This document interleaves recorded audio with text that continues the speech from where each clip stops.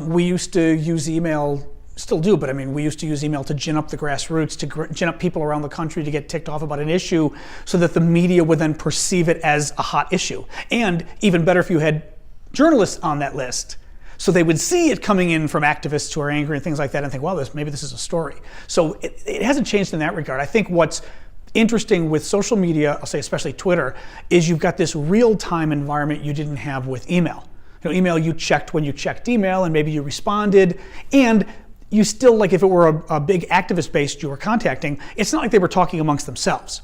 Whereas, although they could email their friends, sure. Whereas with Twitter, you're literally instantaneously talking with them back and forth, and that's a whole different phenomenon, I think, in terms of maybe the velocity of the news.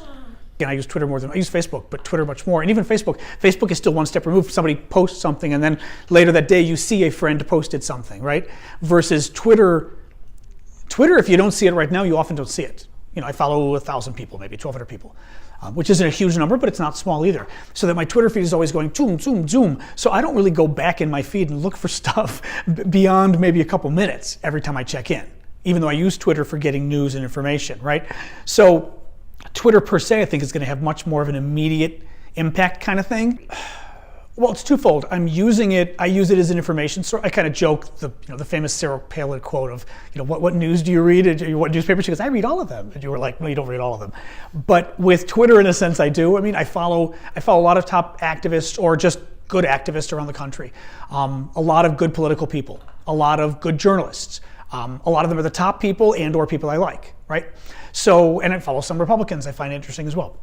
So it's a way of gleaning information that is even more efficient in a way than looking at Google News, which I used to do, or Yahoo News back in the day, or Yahoo Full Coverage way back in the day, right? Where I'd go and try to just get an assistant to almost go through all the news for me and condense it into one page. Twitter kind of does that. So if I check in, I turn on MSNBC or CNN in the morning and start reading through Twitter, I will absolutely find out what the biggest buzz is of the day because I'm following the right people. So it's not like I'm just following, I don't know, only DACA activists, right? Then DACA news would probably be the big news of every day.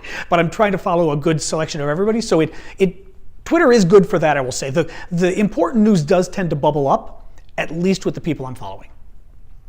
I'm a big critic of Twitter because of all the hate that's on there and the hate that they allow to be on there, the anti-Semitic stuff especially, but a lot of the other stuff too, now with the Russia stuff as well. But it's an incredible tool for establishing relationships with people in power who you never could do before. Before Twitter, you couldn't. How are you going to reach out to a network news anchor? How? I've had conversations with reporters from CNN or ABC or wherever, where I've literally just tweeted at them and said, "Hey, you did this report. I'm confused about something. What did you mean?" Blah, blah, blah. And I've gotten an answer back. Well, I was going to send them an email. Where would I get their email before? I'm not going to get their personal email or their work email. Usually that's hard to get. And even then, I'm going to write to some reporter's private email and say, "Hi, so-and-so, I had a question about your broadcast." I mean, you could.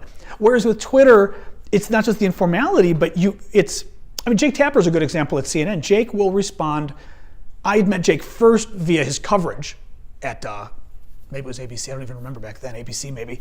But Jake will respond to people all day long on Twitter who just write him, who are everyday people, who he doesn't know, who don't have massive followings, but he can write them and ask them. That's pretty cool. Well, it is lucrative if you can figure out how to monetize it in terms of building your advocacy list, fundraising, things like that. But Twitter, one of the downsides is that just that. A lot of reporters or activists, or both in my case, use Twitter, but they're not really getting any money for. They're providing free content is the concern.